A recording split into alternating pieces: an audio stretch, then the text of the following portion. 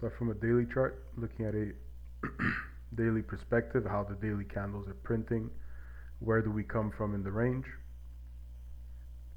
Monday inside bar, so an accumulation day, followed by Tuesday also an accumulation phase, right, represented through the doji candle. Then Wednesday expanding, closing above the range, and the previous day being an engulfing bar, coming back inside of the range, respecting 50% of the order block. Right, just having kept, this is something I didn't check and I can look at it right now. Simply looking at the quadrants of the wick probably offered some good trading opportunities today.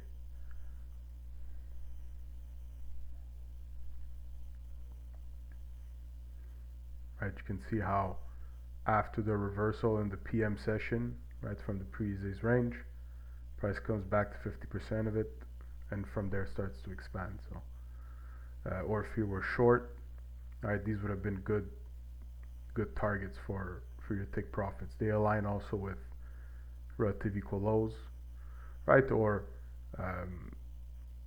low-hanging fruit target here, right, is a bit above the range. But if you had runners, say, right, these are good levels to target as they align with the higher time frame PD rate.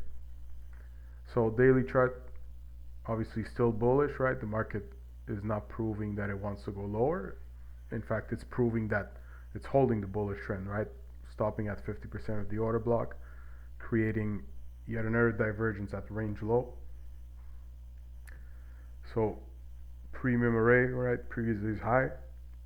So far the market doesn't have a wick under the open.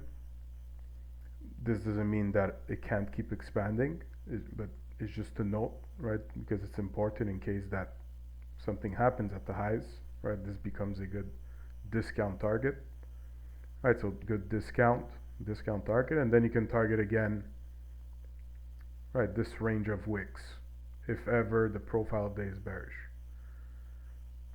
As for higher premium targets, then we'll look at that on the other time frames to standard deviations.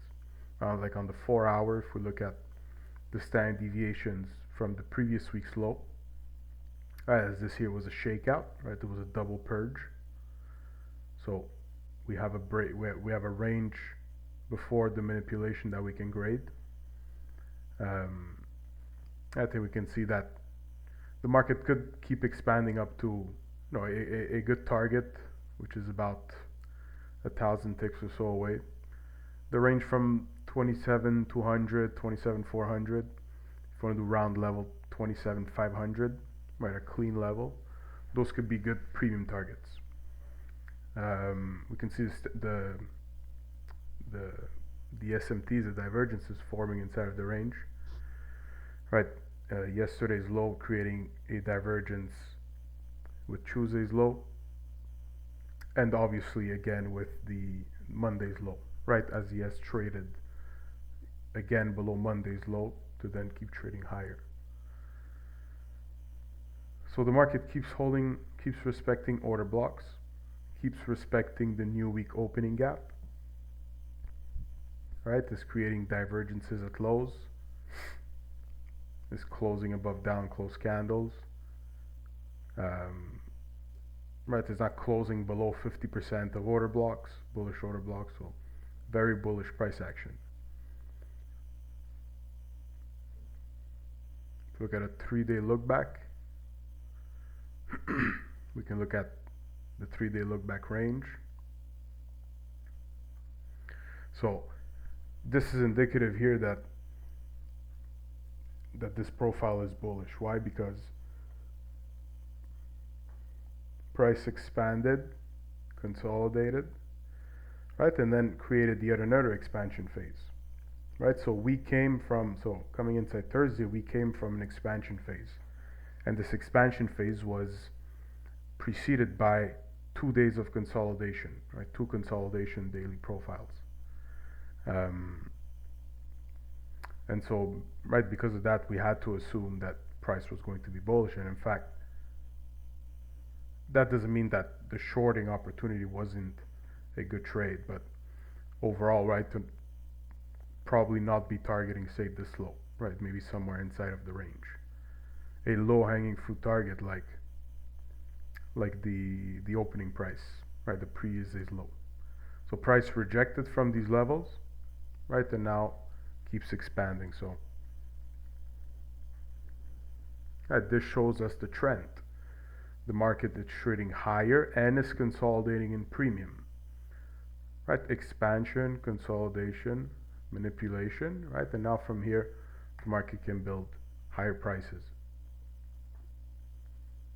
If you look at the previous day's range, again, just like almost all of the other days, fair value at 50%, so we'll find the PD rays of importance around this level. Obviously we have the new day opening gap, which has a couple PD rays that cut through it, such as the SIBI. The SIBI is important because it's in premium of the previous day's range. It also has, right, a range of BISIs through it.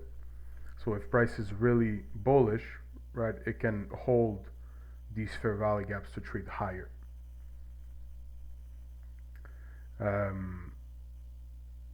Right, so this is the range, and also there's a breaker block, right, that the market has now inversed. This here was distribution of longs into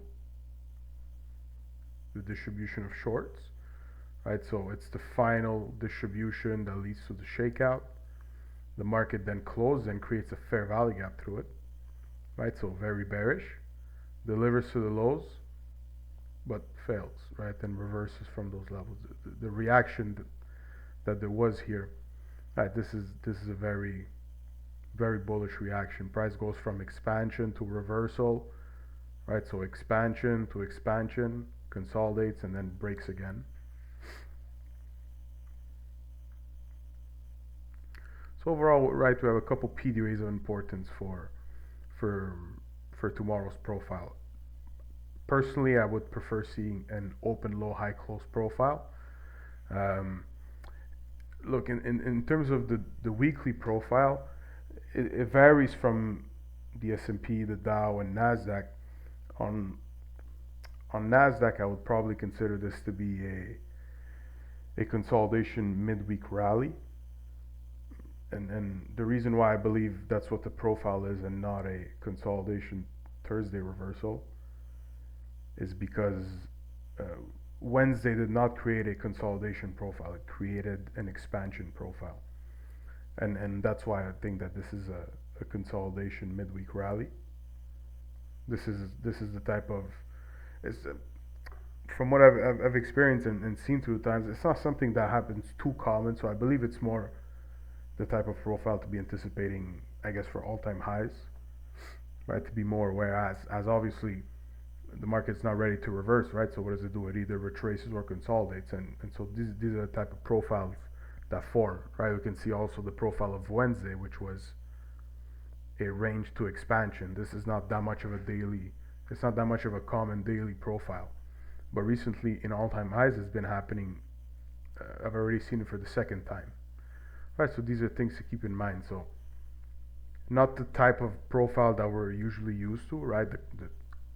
The obvious when price is trading inside of like a higher time frame range, right? Right now, price on the higher time frame is trending, is not ranging, such as a month, such as in the first quarter, right? And so in those types of weeks, we have like those like dramatic New York reversals or like those classic sells, classic buys, those big large ranges. Whereas here is, since price keeps its ranges tight, right? Every time it makes a new high, right, it respects the low and keeps trending higher. Instead of retracement, we get consolidation phases. We can look also at the profiles of the other equity assets. We have the S&P 500 here in a seek and destroy profile. Right, you can see price keeps taking the highs, the lows, rejecting. So this is a very textbook seek and destroy profile. And the characteristic of the seek and destroy profile is that the last day likely sees expansion, right? And the fact that price comes from a manipulation phase in favor of the higher time frame trend, right? Then also there's relative equal highs on top for the S&P 500, so very likely price keeps expanding from these levels.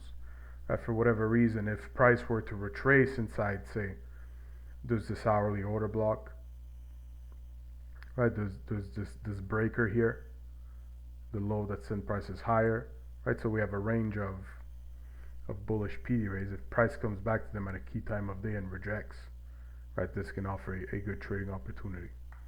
On the Dow, I would say the Dow is also a seek and destroy. Right, price was inside of a range, the range of previous week's high and the open. Price rated the range high, then rated the range low, and so far has formed a reversal on the lower time frames, at least. Right? If we look at the Dow on the lower time frames, we can see the same pattern that we saw in Nasdaq, right? The expansion, reversal, right? Expansion to expansion, consolidation. And so what's likely to happen here? Very likely the market will want to trade to at least these relative equal highs. And then from there, if it's bearish, may reverse. But if ever price were to come back, say, inside of this range, right, we have a breaker here, we have a fair value gap, there's relative equal lows, there's the range of an order block at these levels. Right, a lot of bullish PD arrays backing the fact that price is consolidating and comes from expansion, relative equal highs, right, clean targets, overall bullish trend. So, right, then also this favors, again, since the profile of the Dow is also seek and destroy, very likely we'll see an expansion, and currently the trend is still pointing higher. So if we get a bullish profile, this can be a good opportunity to see some type of classic buy or New York reversal profile, some kind of low resistance profile. Key PD rays for tomorrow, range high obviously, okay, any divergence say above it, or once it trades above it, then with a session. Now it's not, I wouldn't mind trading this type of profile, but you need to have low hanging fruit targets, because the market could then very likely keep expanding higher once this type of profile happens.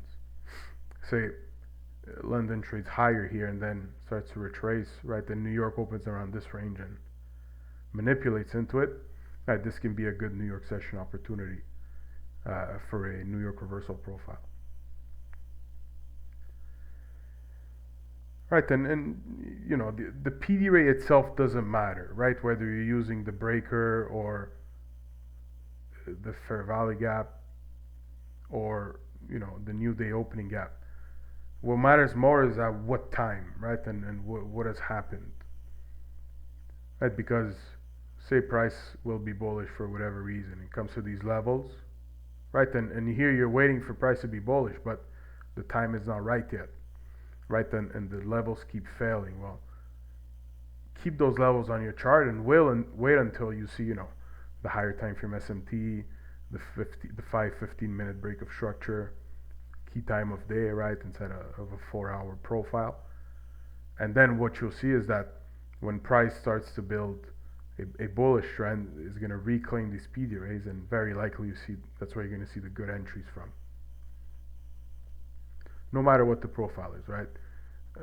If the profile's bearish, obviously it might use this fair value gap here as a reclaimed fair value gap, and this will likely offer a good opportunity for a short. Okay, so be aware of that in case of a bearish profile.